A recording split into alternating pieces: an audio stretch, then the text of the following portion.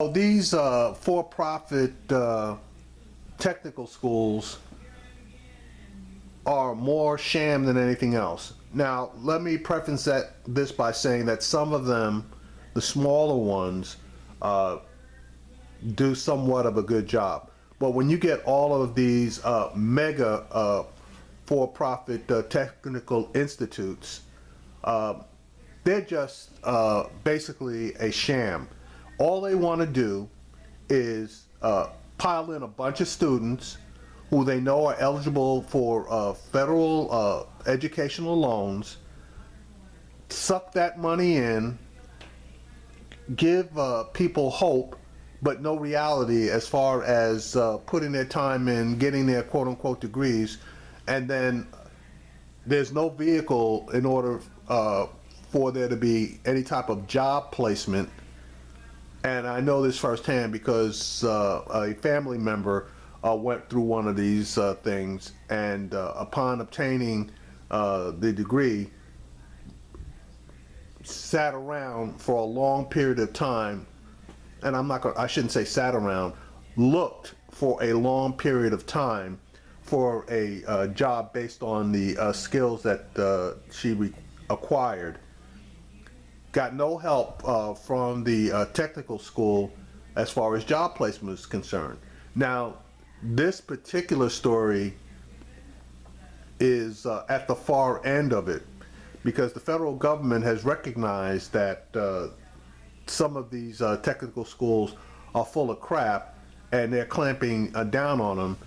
In this particular story, ITT Tech saw the handwriting on the wall, and even though they were under investigation, they decided basically just to shut their doors and leave their students and even the teachers, the legitimate teachers, out in the cold. Here's the story. ITT Tech is no longer. They have been shut down by the Department of Education. That means 140 campuses nationwide, 8,000 faculty, some 35,000 students who now don't know where to go. The school was supposed to start, but as a result of ITT, one of the for-profit schools being shut down, blocked from getting federal aid, they say we have to close our doors. The federal government, of course, they've been investigating, as well as other states, a lot of these for-profit schools for their failure to graduate students. Here's what the Department of Education said: the school's decisions have put its students and millions of dollars in taxpayer-funded federal student aid at risk. Department of Education, they've been very vigilant against other for-profit schools. They've shut down several others as well. Joining us right now from Norfolk, Virginia, is a student who was an ITT student. We have Coatri Young. Mr. Young, how you doing? All right, sir. Thank you. What's next for you? You don't have a place to go now. Well, luckily for me, it was my last semester. The school planned on having my graduation on October 4th, but that's up in the air now, so I don't know how they plan on doing it. They're certainly making steps to correct it, but I haven't heard anything concrete. Do you believe it's fair that the Department of Education has been going after for-profit schools, because they say that basically they are nothing but financial aid mills, taking students financial aid, and too many students not being able to get jobs, in essence saying these degrees are worthless? On that, I will say, since I come to Norfolk, one thing I noticed by just watching TV, a lot of commercials are based on people getting educations. But if you get an education, you can't get a job, what's it worth? And the Department of Education, their actions, I would say that their actions may be justified. I don't know all the details, but I will say not being notified prior to their actions, or the school notifying the students or the faculty, that was unfair for both. So all of a sudden, you simply got a notice, that's it, no school? No, I was in my home. My mother called me, she saw it on television. And she asked me, what school do you go to again? I said, well, ITT. She said, you're closing down. I said, what are you talking about? So I checked my email, people called some of my friends, and they told me, yeah. There was actually students that showed up there thinking they had class, and I wanted to talk to the faculty, but the doors were locked. Wow. Well, Quadri, we certainly hate to hear that, man. And certainly good luck as you try to finish and get your education.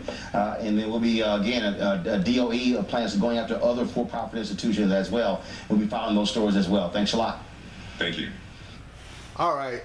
In my opinion, what should occur for all higher education schools, technical schools, and college universities, number one, they should have to make every student that is applying to their institution aware of the graduation rates.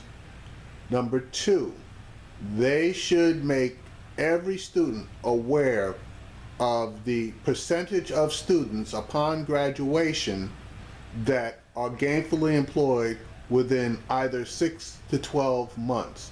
That should be a requirement for every single university and technical school and college in America.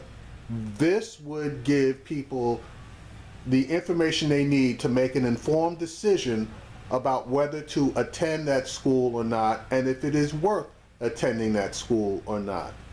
Because you have, as in probably in the case of ITT, let's say 50% of their students graduate, and out of that 50%, only 10% of those students are able to find gainful employment within 12 months of graduating that school.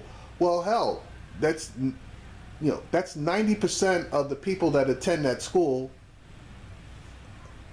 wasted their money, and now they're on the hook for student loans. Now, I hope that the government enforcing the shutdown of ITT is going to, number one, go after them in a civil court, which they probably won't be able to recover anything. But number two, and more importantly, I hope they forgive all of the student loans that the students took out in order to try to obtain an education. Now, yeah, that's going to be, a lot of money, but it's not the students' fault. They went in there with the expectation of getting an education that was going to make them viable in the workforce, and they were basically lied to. But that's just my opinion, but I think it's a valid one.